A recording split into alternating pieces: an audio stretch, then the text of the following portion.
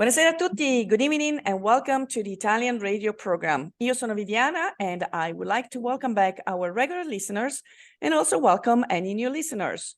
Also be sure to like us on Instagram and Facebook at Italian Radio Hour and subscribe to our YouTube channel to catch up on any past video interviews. Vorrei dare il benvenuto ai nostri ascoltatori da tutto il mondo, grazie per essere con noi anche oggi, mentre continuiamo il nostro viaggio per l'Italia e la cultura italiana. So today I'm very excited to have a conversation about pasta. Who doesn't love to talk about pasta with Scott Ketchum and the CEO of a company, Sfoglini, based out of the Hudson Valley. And the question is, can great pasta be made also outside Italy? And we're going to learn a lot about quality and traditions that Sfoglini have respected over the years, and also some interesting things that they have done in the last few years. Ma prima, pubblicità. Parli italiano? Do you want to learn, improve, or master your Italian? Istituto Mondo Italiano can help. Located in the heart of Regent Square, Mondo Italiano offers small group classes and one-on-one private tutoring to help you learn Italian in no time. Visit us online at www.istitutomondoitaliano.org. Un caffè, per favore. My first cup of coffee sets the tone for my entire day, and I get my coffee at La Prima Espresso. La Prima has been brewing Pittsburgh's best coffee for nearly 35 years. Try any of their in-house roasted varieties of beans from all over the world at home, or come and enjoy an espresso or a cappuccino at any of their locations, where the friendly baristas and familiar faces will make you feel at home. Because a trip to La Prima is like a trip to Italy, only closer to home. Well, from coffee to pasta, let's get the conversation started. Welcome to the program, Scott. How are you today?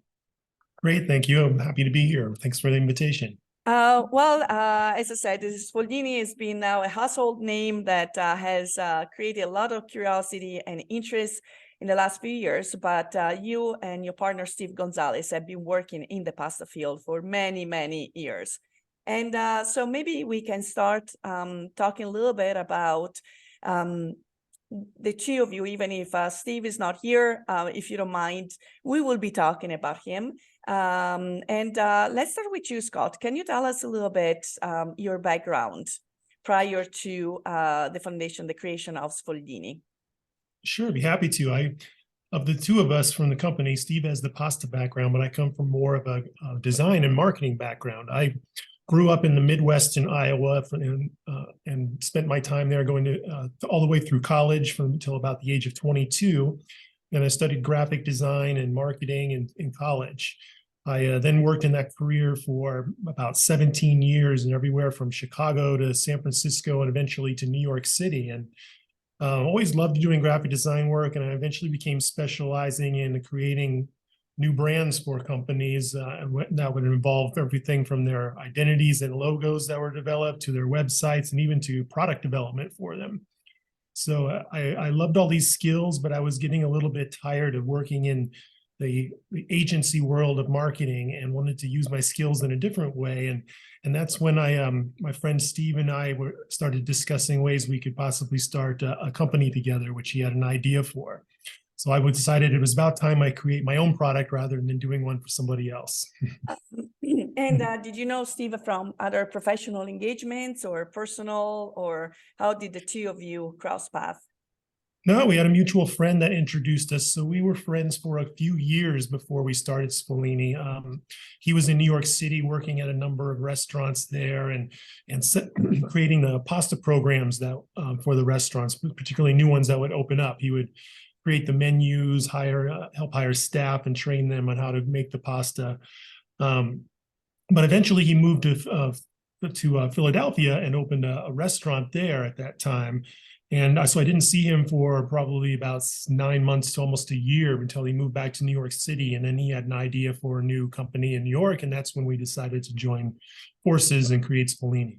Okay, so before Sfoglini was created, or maybe this was an initial iteration of Sfoglini, so please correct me if I'm wrong. But you guys would create recipes with different types of pastas and unique sauces that were also focused on leveraging seasonal ingredients. is that prior to Sfoglini, or is how Sfoglini started? That's more how Sfoglini started. When prior to Sfoglini, Steve was pretty much working in different restaurants and creating their pasta programs for them. And he had been working as a chef for about 14 years at that point, everywhere from Pennsylvania and Philadelphia to places throughout New York State, and then even spending about 3 years on and off in Italy, working in areas there from Sardinia to Puglia. Wonderful. So obviously, when we go to just any regular supermarket, the pasta aisle seems to have some of the usual suspects. And now we can actually see colorful pasta, interesting shaped pasta. How did you guys come up with the idea of introducing something that kind of has always been taken over, space has always been taken over by big dinosaurs, so to speak? It's Exactly. it can be a big challenge. So and then also, unfortunately, kind of the perception that good pasta has to come to Italy. But we know that a lot of also the Italian brands and their US counterparts produce their pasta here with sometimes local ingredients to the US and sometimes local ingredients to Italy. So how did that brave move come about? Well, when Steve moved back to New York, we decided to start working on a business plan together. He had an idea originally for a restaurant where his pasta making skills would be more at the forefront of the restaurant, where you could see the pasta being made, as you would kind of see more in Italy at the time. And as we worked on this plan and did research, we discovered that there really seemed to be a larger opportunity to create a wholesale pasta company instead. As we researched all the brands and we were going to the stores to see what was out there and available, this was 2012. There wasn't a lot of variation and different options at the time. You had the really great quality brands coming from Italy, but there was not a smaller artisanal brand from the United States that stood out. So, and New York City itself had a very rich pasta history, especially in Brooklyn, where we were starting.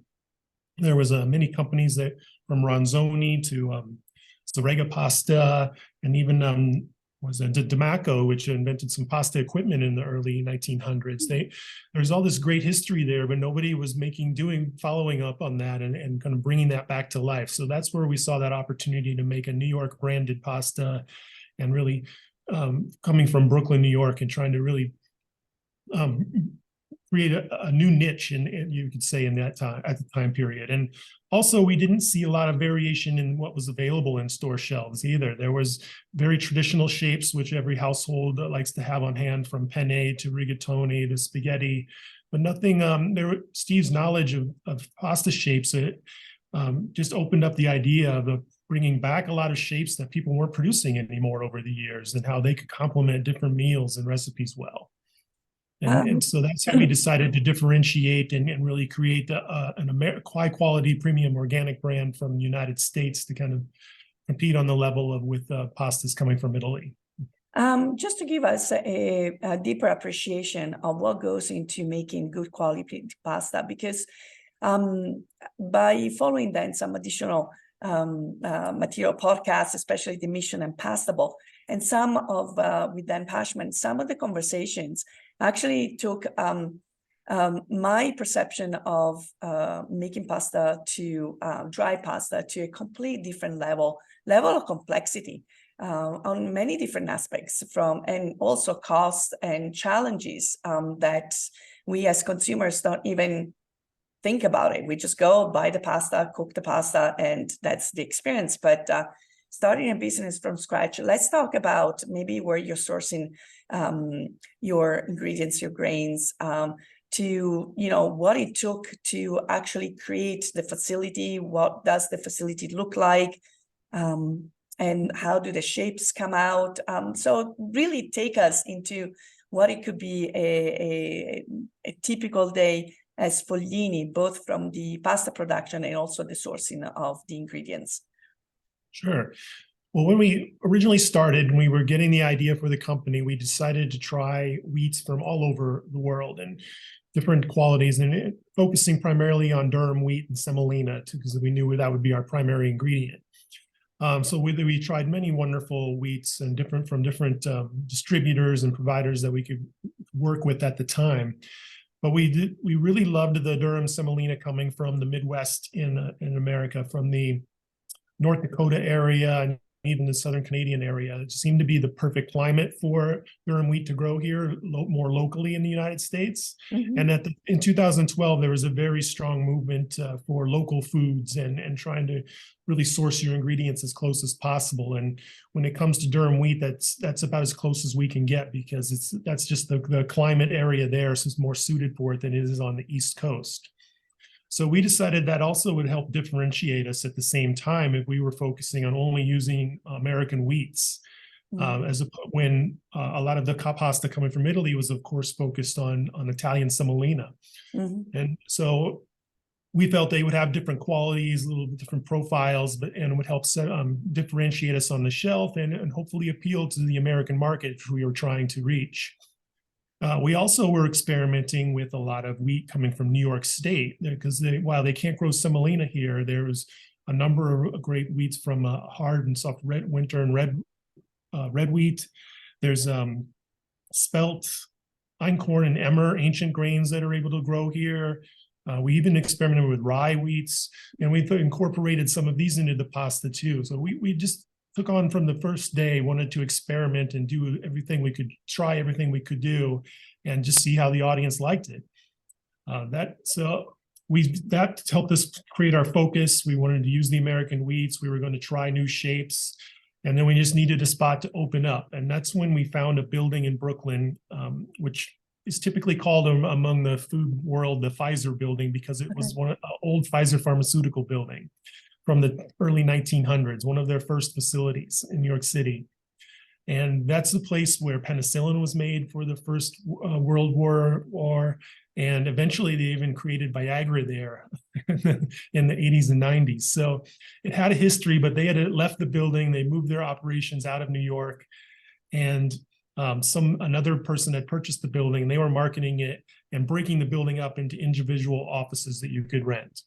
So we started our pasta company in an old laboratory and just started to experiment in there. It was about 700 square feet, and we had a small pasta extruder that made about 20 pounds an hour.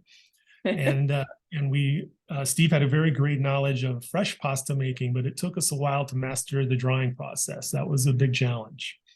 Very scientific, and we tried it. A lot of people see photos of people drying their pastas in caves and outside, and that may work in the perfect climate, but it doesn't work in New York City, that's for sure.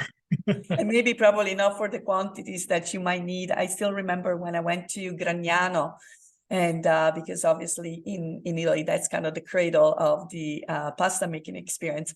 And when they passed me a piece of pasta that just came out, and it was not even cooked, but it was such an experience. I was like, and then the drying rooms. So did you attempt initially to kind of build something yourselves, so to speak, or using lots of ingenuity, or did you go kind of professional right away?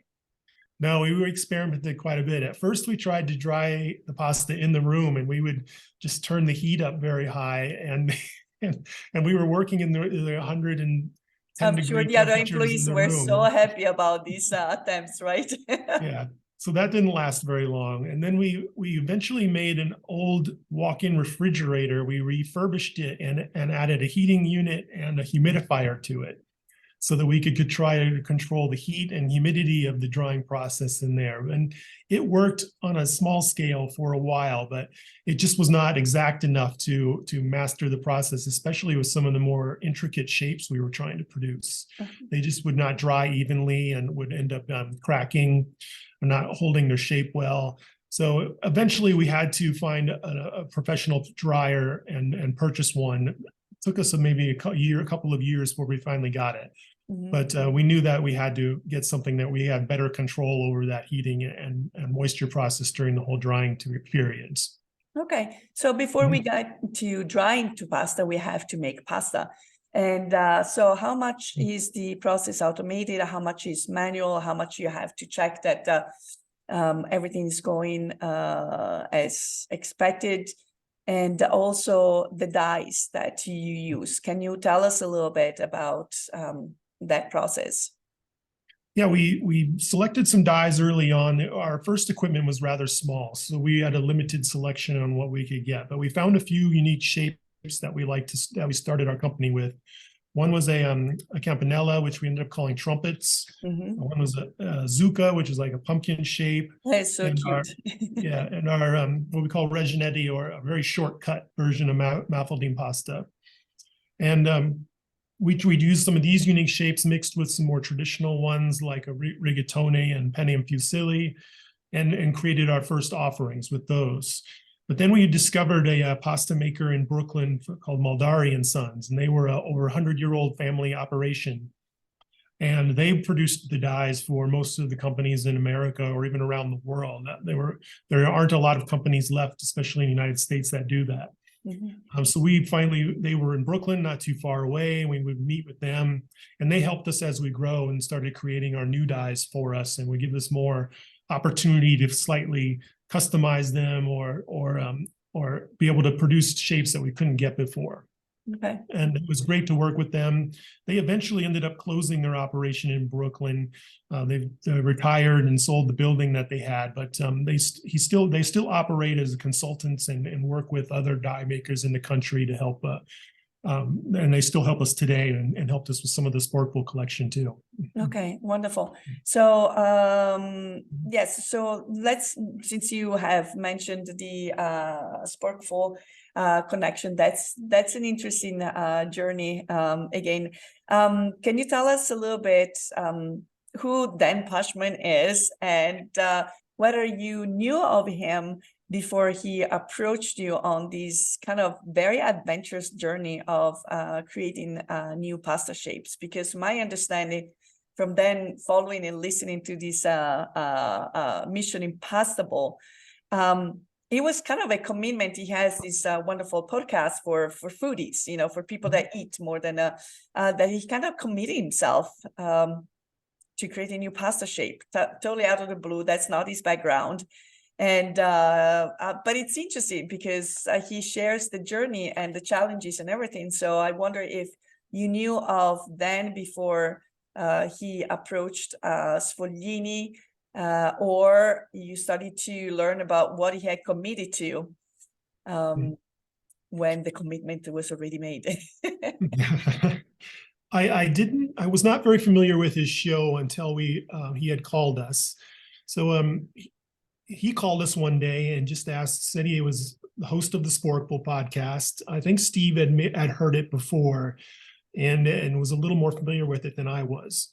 But he said he was trying to create a new shape, and he was looking for a partner that would want to partner with him on the project. And he thought that some of the things we were doing were a unique fit with that, and asked if he could come visit us. So we said, sure. I mean, it really, from what he was describing and trying to create a new shape, it sounded exactly like what we like to do here. We wanted to introduce some fun and unique offerings to the American audience and create some different varieties for the dinner plate. And once he called, of course, I listened to a show and found it very interesting. And I discovered that what created this idea for him was he had a panel discussion one day on one of his episodes, and it was a live audience, and he was doing a live recording, and they discussed all the different pasta shapes out there in the world. And he was being controversial and saying that he thought most of them were they sucked. They weren't living up to their full potential. So it became a very heated discussion because people are very passionate about their pasta shapes, and they all couldn't agree on which one would be the best and if they all could live up to it. So he created 3 categories that he was trying to get people to judge them by. One was forkability, how well it would fit on your fork and deliver a good bite. Sauceability, how well it could hold sauce. And you got it right there in your shirt. Exactly. How well it would hold sauce to get for the perfect bite. And then tooth sinkability is how beyond al dente is it really satisfying to bite into. So, I wonder if we're going to find these 3 words in the dictionary anytime soon. I haven't checked because neologisms always pop in, even who knows, it has been used so much recently that I wouldn't be surprised to do a Google search and find them. But he actually captured indeed, that full feeling of when you enjoy a good plate of pasta. You want to have different sensations in your mouth, and obviously you want also, that's why people sometimes are so picky and they will use certain types of pasta with certain sauces, because they will stick, will have different porosity, or other the length, the long versus short pasta, and so forth. But still, so he defined the criteria, but still had zero knowledge of what it took to make pasta, right? To produce pasta. That's where we kind of came in. He came to visit us, and I think this was about a year and a half after that episode where he challenged himself to do this. So he showed us pencil sketches and ideas that he had, and it was very interesting. Some of them were very intricate, and I didn't think would be possible. But he roughly had shapes that he admired and thought were well. But he tried to incorporate ideas of bucatini and Amafildine pasta, and the good qualities of those. He was trying to kind of merge them into a new shape. So we helped connect him with Meldari and Sons, because what we really needed was that dye company to be our third partner, because they needed to be the engineers to help us finally create the shape. So we started to work with them, but everything slowed down quickly because that was 2020 and the pandemic started. So we couldn't visit anybody anymore. Everything had to be done over the phone and discuss all of the changes and variations. But luckily we have these Zoom calls now, and we were able to show our experiments and R&D with the Meldari and with Dan, and show them how things were progressing. And it eventually went from being a shape very like about 12 inches long and wide to after about 4 or 5 tests, we ended up with about a 2.5 inch long shape that curled a bit, which was a happy accident, really, because of the way it formed through the pasta extruder. And it ended up working better for that forkability aspect too. Okay, but so this is the first one that we're talking about, right? The cascatelli. Yep. So that's the final shape we developed there, and it took us quite a while. We went through a lot of variations, but the ruffled edges that are perpendicular to the base and create that kind of trough down the center, those were very difficult to get to work well. And that's what we went through many phases of those to make sure. And that's why the pasta also is a lot thicker, more dense, because those would typically break pretty easily. I was going to say that, especially like when you get the mafalda, then you lose a lot of the little cute things, and it becomes a noodle on its own. So this one stays perfectly. And while we're having this conversation, it might get a little loud because I would like to experiment, because I did get my own pasta, and I've been dying to cook it, but I didn't want to spoil the fun of actually cooking it and tasting it live, so to speak. So I will I'll tell you what I will be doing. I'm all set up here on the side, but and we'll continue because the conversation, but I just don't want to take too much over the time that we are allotted. So what I'm going to make is the cascatelli al caffè. Okay, so but we're going to cook it in a way that we say pasta risottata. So it's actually pasta that cooks in different from like boiling the water and pulling out the pasta. And then there is a very little quantity of coffee grinds that go at the end, and it starts with just some pancetta. So you might hear a little bit of noise in the background, but I don't think it's gonna take over completely our conversation. Okay. But the pasta looks beautiful. So anyway, going back to the creation of the shape, are there experts, test centers, or anything that is kind of official that has been part of this journey as well, whose knowledge you could tap on while achieving this new endeavor of a new pasta shape? Not really. I think probably the most person with the most expertise the whole time was probably Chris Maldari from the die maker, because they really know, they can take a look at something and know if they're going to be able to have it create the actual die itself to make it work. And so there were many ideas that we had. He could look at them, that's just not going to be possible. You'll never be able to get this to connect here. This you have to make sure there's no gap here. Like he could tell us a lot of information just by looking at an idea. So that was most of the expertise we had. And I think that is good, because we didn't want to have anything holding us back during the creation. I mean, Dan had a lot of ideas to work with, so we just kind of wanted to run with them and see what we could do, and not hear a lot of people say, "Oh, you can't do that," or "That might not work." Or I'm sure there was a good, there was probably good dose of that, which might make new adventures a little discouraging. But again, no one invented anything with people saying, "Oh yeah, sure." It's always kind of going controcorrente, against the flow. And so eventually this was a very successful endeavor, not only because the pasta does exist. And let's talk about packaging, because that's also your expertise, because in the initial plan of going with long pasta, how would the packaging would have worked, or was it actually better to go with short pasta? It was better to go with the short pasta, and I'm glad we did in the long run. We are able to make some long pasta here, but the packaging is very difficult.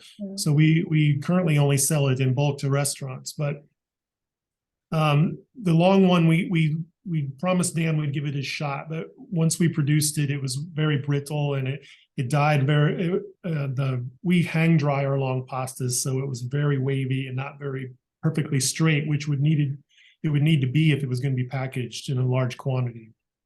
I wanted the short stage just worked a lot better, and I think in the end it lived up to the three principles a little better too. It would have been very hard to get the forkability aspect with such a long pasta. Talking about packaging, and again,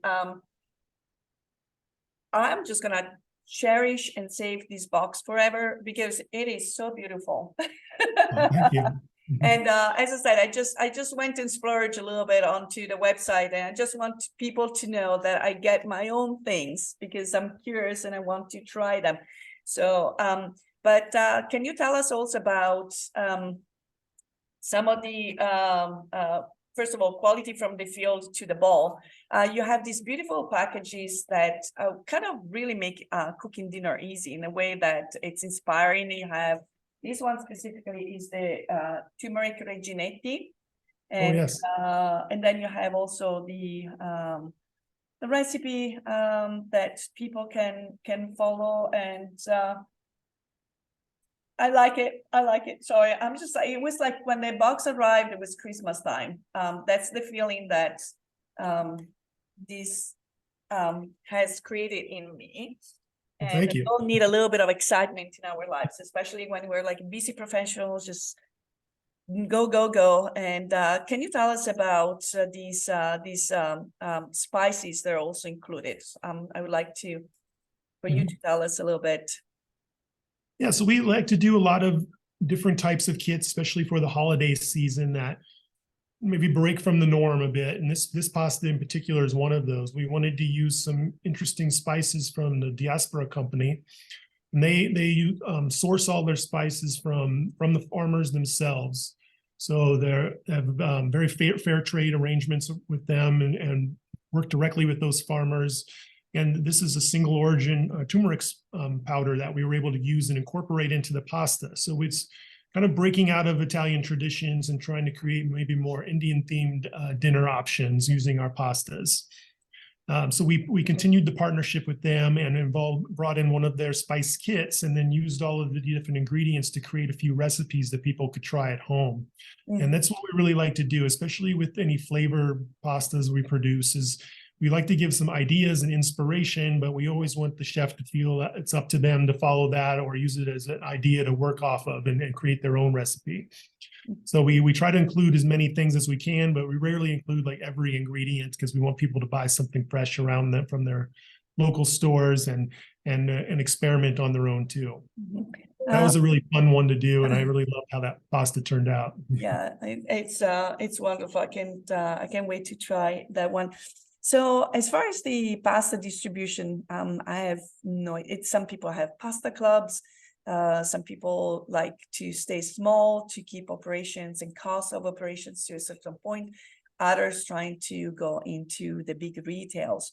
So what was the sequence for you guys? Now you have your own products, and then you have the Sporkful connection. Was it easier to get distributors, like big distributors, or initially it's like, who are you? What is the new pasta? And just lots of persistence. A lot of persistence. It took a long time, and we are going to be 11. Our company will be 11 years old this summer. But when we first started out, the only way we were able to get our pastas out, we started delivering fresh pasta to restaurants. This was our first customers, and then we started to work at farmers markets in New York City, which was, in hindsight, very, very educational and a great experience, because our first customers would come back every week and buy more, but they would give us all their honest feedback. They would tell us which shapes they liked. When we did our very first flavored pasta, we worked with a rooftop farm in Brooklyn and got some basil from them and incorporated in the pasta. And we weren't really sure if anyone would like it, but it ended up being the most popular pasta that weekend at the market. So that kind of inspired us to try more and bring seasonal cooking ideas just into the pasta itself, where for Americans, I think it's nice to have extra ingredients in the pasta. We're always looking for maybe a faster or easier meal. So if you already incorporate your basil or porcini mushroom or saffron in the pasta itself, then it's one less step during the recipe process, and it can create a quicker, fast meal for you. So we would do a different one every 2 months and try them out. And now some of them have become more popular, and we produce them all year. And we still experiment every season and try to create a few new ones. So the turmeric was a new one we did last year, along with a sun-dried tomato pasta. And we also did a kale pasta as well. And that turmeric and the kale pasta are up for some awards right now with the Good Food organization, and they'll be presented next month, and hopefully we'll win a couple of those awards with them. Well, you also got the award. The company and the idea, the new pasta, was one of the greatest inventions of last year. Is that, do I have it correct? The cascatelli won one of the top inventions of 2021 with Time Magazine. So it was awarded to Dan for the inspiration and creating and Sfoglini for creating cascatelli. And it was such a great accomplishment. We even were on the cover of the magazine in the corner, and just to say that we created something that was featured on the cover of Time Magazine is pretty exciting thing to say. Very much so. And just to let anyone follow what is happening here to my side. So again, I saute a little bit of pancetta. Then in the same pot, I have added cream. Okay, this is going to be a creamy sauce, a little bit of water. And once I bring this mix back to a little bit of a boil, then I will cook the pasta inside. So this is what I'm trying. I'm keeping an eye and trying to talk at the same time. Now, obviously, the names of a pasta can be equally challenging. You have created a new pasta now. Let's figure out the name. And I think Dan had various input from various people, whether they were also Italian speakers or people that didn't know Italian and kind of just judged the musicality of the names he was coming up with. And actually, one of the people I think participating in the conversation was Gofen. He's a former student of Monte Italiano, so I know him very well before he moved to New York. And how about these cascatelli? These if you can tell people, obviously we know what it means in Italian, but why was cascatelli? And I think more cascatelli in your belly rhymes really well. Well, we went through a few variations, and I can't remember all of them now, but I'm glad we ended up with cascatelli. I think it's easy for people to remember, and it really rolls off the tongue easily. And when you look at the shape straight on with those ruffled edges, you can kind of get the idea of a cascading water and that waterfall effect. And I think it just really fits perfectly with that shape.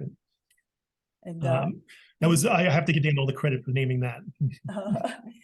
Yes, and also, as I said, there might be some language purists that would have seen a different vowel at the end of it, but as I said, you have to put the product also in the market is created. So a lot of things are pronounced with the E, and I think it's fine. I'm a language teacher, so it's like there is, it's the name of a product. So give the creator also some freedom, right? Some creative freedom. Now, as if that was not enough, after cascatelli, you guys went back to the drawing board and come up with some additional pasta shapes, right?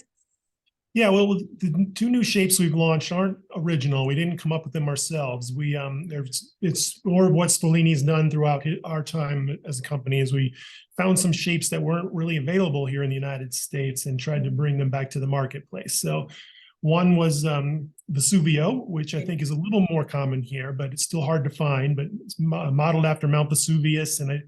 And we felt these shapes that we brought to market lived up to all three principles Dan had, and really test the forkability, sauceability, and tooth-sinkability. And the Vesuvio is one I really love. It's kind of a nice coil or rings that create a mountain volcano shape. And it's just wonderful to bite into.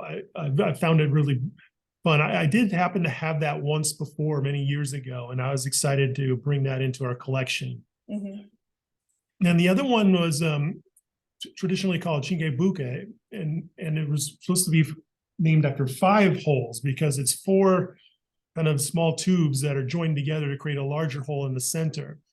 But it was a little difficult to say, and we weren't sure that it would be easy for people to connect with. So we renamed it Quattratini because what stood out to Dan at the time is it looked like 4 bucatini tubes that were brought together.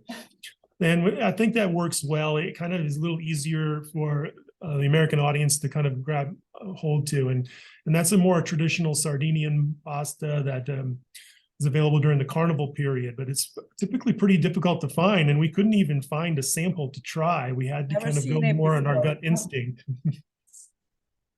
But I really love how it turned out.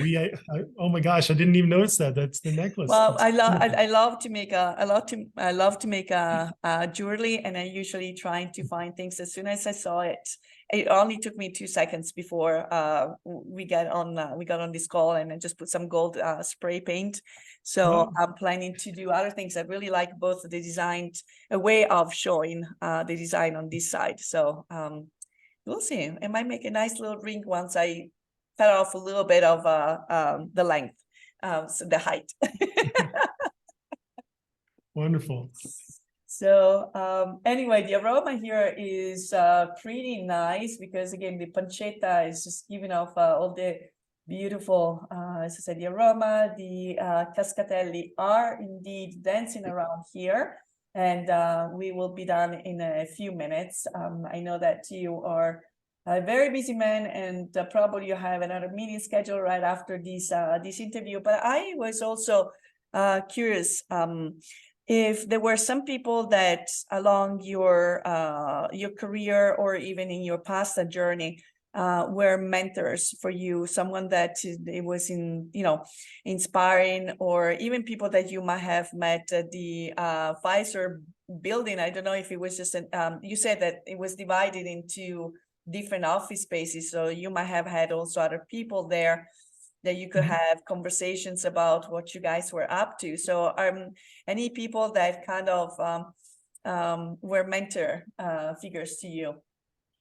Yeah, the building you mentioned that is exactly what it was. When we were in that Pfizer building, we were one of the 4th or 5th company to move in there, and it was a very large building, so most of it was empty. But about 4 or 5 of us were on one floor, and we all had new companies. Some of them had been around a year or 2, and we were brand new. But it was very helpful for the first few years of the business. There was we all had different focuses. There was a chocolate company, a bakery, a soda company, a kombucha company, but everybody was growing at different rates and experiencing issues and problems. And whenever something would come up with distribution or maybe a partnership with somebody, we could go to them and ask them and get some input on how that worked, what the lessons they learned along the way. And I would say that was a really key for us as we grew. It's very nerve-wracking to work with your first distributor or to have a big company. When we were very early on, had some of our pastas in Bed Bath & Beyond stores, and it was very nerve-wracking to ship to such a large store when we were such a small company. But people helped us along the way, and even that building itself was helpful because it had a whole loading dock area, so trucks could make deliveries there easily and pick up things. And we had a lot of services available to us that small companies normally don't have. So that was probably the biggest help when we were starting out the first few years. Mm-hmm. And also when you become successful in a shorter period of time, ramping up the production, that can be challenging as well, because by the way, we had something called the pandemic in between. And so so now if people want to order, enjoy your beautiful pasta, which mine will be ready in just a minute. People can order directly from the website, or what are all the retail? Sure. We have all of our pastas that we make are available on our website. So some of our more seasonal and newer options are available there. But you can find us around the United States at Whole Foods, the Fresh Market, Natural Grocers, and we're in about a quarter of the Walmart locations around the country now, which is a new placement for us. We also still work directly with a lot of small boutique and gourmet shops all around the country. So you can go to our website and we have a store finder where you can type in your zip code and find this closest location near you. See where you can pick up our pastas. Okay, well, I'm personally ready for the test. Okay, so I'm just trying to put it here without trying to be too noisy with this scooping off. Okay, so this is excited to see this. Oh wow. And then just a little bit, a sprinkle of coffee beans. That's kind of the novelty. Okay. Wonderful. And so, well, it's also lunchtime. Couldn't be more. Yeah, this is the perfect time. More appropriate. So, as I said, the main thing is the fact that has maintained the shape throughout, so there are no casualties, so to speak. And we do cooking classes on a regular basis, and sometimes it's a pity to see a lot of hard work that goes away once in the cooking process. Sorry, buon appetito a me, I should say.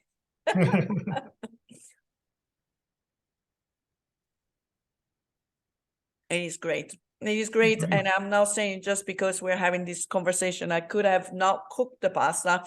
But I knew that it was coming out. And so here it is, a little bit of cream, a little bit of my pancetta, and a little bit of the coffee, which is a surprise, just a little bit. People shouldn't overdo it. And so my vote. Oh, it's wonderful. Thank you. So anyway, for those who dare, the sky is the limit. And I think Sfoglini has indeed taken the pasta conversation to the next level. Again, challenging on a venture, and also the idea of sourcing the ingredients the way that you do. It's definitely something that a customer will appreciate. And it's good to have also a product that is made local, almost like the American slow food type of mentality, trying to use what is local, maximize it, and then create a nice, healthy, and nutritious product. So anything that you guys are up worth sharing? Anything else you would like to add to this conversation? Because you know what I will be doing once we disconnect. I'll be finishing my meal. No, I think we covered most of it, but the two new shapes, Vesuvio and Quattratini, are on our website, and we'll be introducing those to stores soon. So hopefully by the summer or early fall, you'll be able to find those in some supermarkets near you. And we'll have some new ideas and inspiration coming by the end of the year for the holiday season. Okay, wonderful. Well, unfortunately, our time together is up. Il Big Ben ha detto stop, and it's time for us to say arrivederci and la prossima. We want to thank you for tuning in into the program. If you have any questions or comments, or if you have any topics you would like us to address, please contact us at theitalianradiohour@gmail.com. We would love to hear from you. And remember, if you or any of your family members and friends have missed a prior episode or would like to listen to this episode again, please visit our website at www.istitutomondoitaliano.org and click on the Italian Radio Hour tab. You can also subscribe to the Italian Radio Hour on YouTube or where you catch your favorite podcasts. I would like to thank our guest, Scott Ketchum, and also even Steve Gonzalez, even if he was not here with us, but he was indeed in thought. And our sponsors, Istituto Mondo Italiano, La Prima Espresso, and Alla Buara for the music. So until next time, alla prossima, ciao ciao, and buon appetito a me.